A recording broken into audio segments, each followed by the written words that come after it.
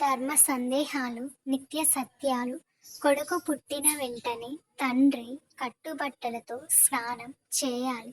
ఆ కుమారుడు మరణించినట్లయితే తండ్రితో పాటు అందరూ కట్టుబట్టలతో స్నానం చేయాలి. ఇస్తానని వాగ్దానం చేసి దానమివ్వని వాడు 100 జన్మలు దరిద్రుడై పుడతాడు. వాగ్దానం చాలా దోషం.